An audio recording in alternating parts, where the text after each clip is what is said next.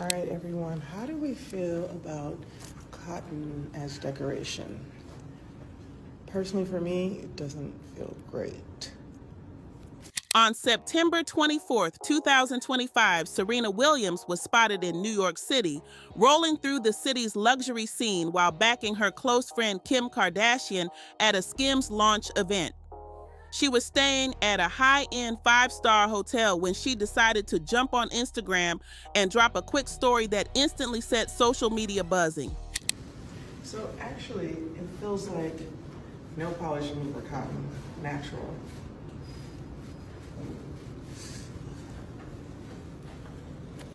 Serena never actually mentioned anything about slavery, sharecropping, or the long, painful history tied to cotton in America. She kept it simple, straight to the point, just pointing out her feelings in that moment. But people online didn't take it at face value. Many jumped in instantly, interpreting her words as something way deeper. The average person in 2025 does not look at a cotton decoration and think of slavery. They don't think of allusions to slavery. They don't think of anything like that. But Serena Williams, one of the most wealthy, powerful women in the world, who is, again, one of the greatest athletes the world has ever seen, is so locked up and so stuck in that sort of like, since I am black, I have to be a victim and I'm somehow a victim of slavery mentality, that she not only sees the cotton, she gets triggered by it and also has to make a video on social media about it. Then came Megyn Kelly, who couldn't resist jumping into the conversation, and her take was as controversial as ever. It's 2025. Serena Williams is estimated by Forbes to be worth $350 million. She's married to a very, very rich man, too. She hung up her racket in 2022, ending a career in which she earned $95 million in prize money, more prize money than any female athlete in history. She has endorsement deals to this day with more than a dozen brands. She's active as an investor in her own venture capital firm. She's got a licensing deal with a beauty line. She's launched a multimedia company. She owns part of the Miami Dolphins. But she is an oppressed, direct descendant of slaves, I guess, and that's how she sees herself. She didn't stop there. Megyn reminded everyone that Serena is also married to Alexis Ohanian, the co-founder of Reddit, and emphasized his wealth and background. She even stumbled over his identity, saying she believed he was European Jewish, before adding, "So not only are you black, but you've been able to marry a man who was rich. And outside of that, he's Jewish or white. I'm not sure which one he is, but I believe he's Jewish." That comment alone had people raising their eyebrows. Her bottom line, Megyn claimed that cotton decor, if Serena was hinting at racism, didn't hold weight in this case because, according to her, Serena's race never stopped her success or held back her growth. She framed it as if Serena had no real reason to be bothered or outraged while living a life of luxury, staying in a five-star Manhattan hotel and having more money than nearly every American combined. But here's the twist.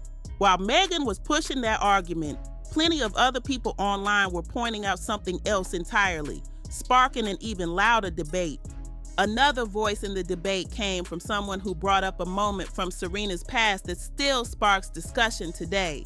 She went out of her way to make it a huge deal and show how disgusted she was. Which is pretty ironic considering that you did a damn crip walk during the Super Bowl halftime show. On one hand, she's pointing at cotton decor and saying it doesn't feel great, a statement people tied to the painful legacy of slavery, sharecropping, and exploitation in America.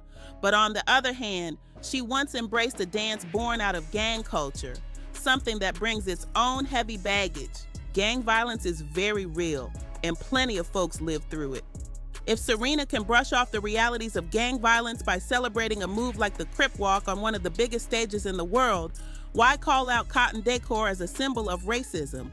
What's really brought more destruction to the black community in the last 40 years? Cotton sitting on a hotel table, or the endless cycle of Crips and Bloods tearing neighborhoods apart? Let's be real. The answer isn't cotton. It's gang culture, plain and simple. That's why critics said Serena's outrage didn't fully add up. They felt it was intellectually dishonest to act like cotton was the real issue when a much bigger monster has been destroying lives for decades.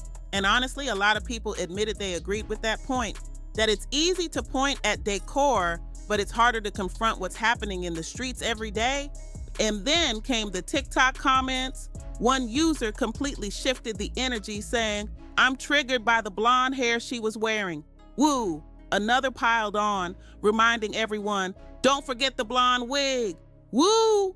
Suddenly, it wasn't just about cotton or gang culture anymore. Now people were dragging her style choices into the mix too. The whole thing spiraled, turning from a short Instagram story into a messy cultural debate where every move, from her dance steps to her hair color, was being thrown under the microscope. One user online dropped a quick jab saying, "Wow." Her natural instinct was to pick it. Just saying that comment alone sparked laughs and side eyes. But then another voice chimed in with a softer defense. They admitted, "I'm not a big fan of Serena Williams, but truthfully, guys, maybe she didn't mean it like that. She's just saying cotton doesn't look that great as decoration." At no point did she insinuate anything about slavery. I think she was completely misunderstood, my opinion. God bless. Sounds harmless, right? But here's where the debate flipped back around. Critics weren't buying the innocent explanation. They argued that Serena specifically used the word feel, not look. Saying something doesn't feel good, especially when holding cotton, carries a deeper weight. To them, that wasn't about decoration anymore. That was about history, pain, and discomfort tied to slavery. And then, instead of keeping it private, she posted it publicly to millions on Instagram. That choice alone convinced many that she was making a statement, whether she admitted it or not. From there, the conversation shifted into something bigger, how symbolic gestures dominate a lot of political and cultural debates in Black America. The argument went like this. Many Black liberals, while well-meaning, focus heavily on symbols that don't actually change day-to-day life. For example, pushing to take down the Confederate flag is treated as a major victory. Sure, it's emotionally powerful, and nobody doubts why Black people wouldn't want a symbol of white supremacy flying in their faces, but does that actually build businesses? Does it create jobs? Does it shift real opportunities? That's where the frustration came in. Critics said it's easier to rally around the symbol, whether it's a flag, a statue, or even cotton decor, than it is to confront the hard realities like funding Black-owned businesses or creating new pipelines for generational wealth. And in their view, Serena's post fell right into that same pattern, shining a spotlight on the symbolism while the real fight, the one that changes lives, keeps getting ignored. The criticism got even sharper when people started calling out what they see as the bigger problem, unity in the Black community. One commenter said straight up, getting Black folks to truly work together is the real challenge, because that takes planning, discipline, and vision. That's intellectual heavy lifting. But instead of doing that hard work, it's easier to get riled up over cotton in a hotel room. That kind of outrage is quick, emotional, and easy to spin into a talking point, especially when you can frame it around racism, even if you're living in luxury, married to a wealthy non-Black man, rocking a blonde wig, and enjoying all the benefits of celebrity life. The argument didn't stop there. Critics accused Black celebrities, especially the ones tied to politics or who lean left, of chasing symbolic battles instead of making real investments back into the community. According to them, that's the playbook. Scream, "Woe is me." Rally the crowd with emotional buzzwords, but skip over the blueprint that actually builds schools, businesses, and opportunities. That's the type of strategy that requires consistency, funding, and sacrifice, things far more demanding than posting a quick Instagram story. And here's the sting. The commentary claimed that too many in the community actually like this cycle. People love hearing real talk that feels powerful in the moment, but meanwhile, the money gap keeps widening. Corporations keep stacking wealth while Black communities lose ground, lose wealth, and lose unity. The finger pointing is easy, but the accountability, that part gets swept under the rug every time. One example they threw out: you'll never hear outspoken conservative voices like Brandon Tatum or Candace Owens call out white conservative crime. Instead, the focus stays where it's safe and profitable, leaving the bigger contradictions untouched. And to the critics, Serena's cotton post was just another piece of that same cycle. Emotional noise without real power behind it. The debate took an even sharper turn when people started dragging political figures into the mix. Critics pointed out that in just the last few weeks, America has been rocked by multiple mass shootings carried out by white suspects, yet voices like Candace Owens stay silent on those tragedies. But when it's a black suspect making headlines, suddenly they're front and center, ready to talk about it nonstop. And here's where the finger gets pointed both ways. Because black liberals and Democrats catch heat for playing the same game, just flipped. When it's a white shooter, they'll spotlight it, amplify it, and use it as proof of systemic issues. But when the conversation shifts to black-on-black crime, broken homes, or the rise of single-parent households in the community, silence. No real energy behind fixing those problems, even though critics argue those are the issues eating away at the foundation from the inside. That's why so many saw Serena's cotton comment as a reach. For them, it wasn't about hotel decor. It was about feeding into a narrative that keeps the black community locked into a cycle of victimhood. The woe is me framing may stir emotion, but it doesn't come with solutions. Instead of asking how can we fix our own problems, what can we build for ourselves, the focus keeps getting redirected to symbols and outrage that don't bring progress. And people were quick to point out that other groups, like Hispanics, Asians, and even smaller immigrant communities, often put their energy into building establishments, opening businesses, and lobbying government officials to push their interests forward. Meanwhile, critics argue, Black America too often gets caught up in cultural battles that look powerful online but don't change the scoreboard in real life. To them, Serena's post was just another example of that, symbolic fire, but no real plan for action. Some critics didn't hold back drawing comparisons to other communities, saying flat out that Jews, Hispanics, and immigrant groups know how to work together and lobby for their interests, and that's why they're moving ahead. The claim was that while other groups are building real wealth, Black America keeps getting distracted with symbolic wins that don't translate into actual power. And according to them, that's exactly how the system keeps Black people confused and stuck, celebrating the idea of progress without owning anything tangible in their neighborhoods. That's where Serena Williams got pulled into the fire again. Detractors accused her of being perfectly fine with this game, as long as she gets to stay rich. The argument was harsh. Wealthy Black celebrities push these surface-level narratives because it keeps their image polished, even if it comes at the expense of real development for everyday Black folks. And here's where it got even more heated. Some said that when white commentators call this out, they're often labeled as racist or insensitive. But in this case, people insisted the criticism was actually on point. To them, Serena's outrage over a cotton decoration wasn't a genuine fight against racism, but an empty reaction that defeats the bigger mission. After all, a cotton centerpiece in a fancy New York hotel isn't stopping anyone from getting ahead in life. That doesn't mean racism doesn't exist. Even the critics acknowledge that discrimination is alive and well, especially in places like New York, where people still face being denied jobs or treated unfairly simply for being Black. But a hotel decoration, they argued, that wasn't racism, that was noise. And focusing on noise only makes it harder to fight the real battles that matter. One critic fired back with a cutting point. If Serena's really upset about a cotton decoration, then what's next? Are we supposed to believe she's about to toss out every piece of clothing she owns when most of it is made from cotton? The person went further, adding, she gets her nails done, right? And what do they use? Cotton balls with nail polish remover.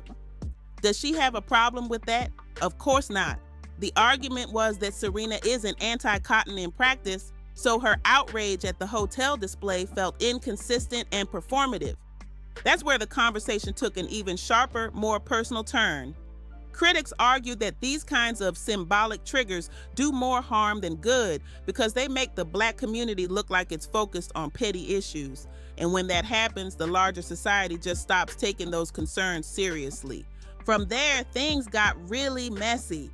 Some people started dragging Serena's personal choices into the mix, claiming she spent years trying to look more European.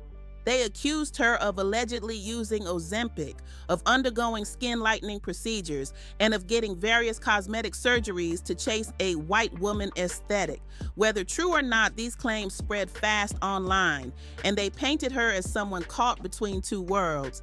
That contradiction became the centerpiece of the backlash. Critics argued that Serena has worked hard to be embraced by the very culture she claims is racist, while at the same time calling out symbols like cotton as offensive. To them, it looked like she wanted the privileges of assimilation but still wanted to play the victim when it was convenient. That's the scandal people couldn't stop talking about. The backlash hit a brutal note when critics started dragging not just Serena, but her sister Venus too, accusing both of trying to look and live like white women. The argument was harsh. You want to be like them, you want to look like them, but the second something feels racist, suddenly you cry out, wait, that's racist. To the critics, it came off as double-faced, wanting acceptance and admiration from white society, but still flipping the race card when convenient. People online mocked the contradiction, saying it made Serena look confused, even fake. One post went viral claiming, anybody who talks like that isn't taken seriously. No matter how much money you have, if your wealth doesn't feed back into your community, then you're lukewarm. The point was clear. Serena is only black enough when it costs her nothing. But every big lifestyle choice, from her marriage to her image, aligns her closer with whiteness. The attack only got colder. Critics argued that both black people and white people see this, which is why Serena's words don't carry weight anymore.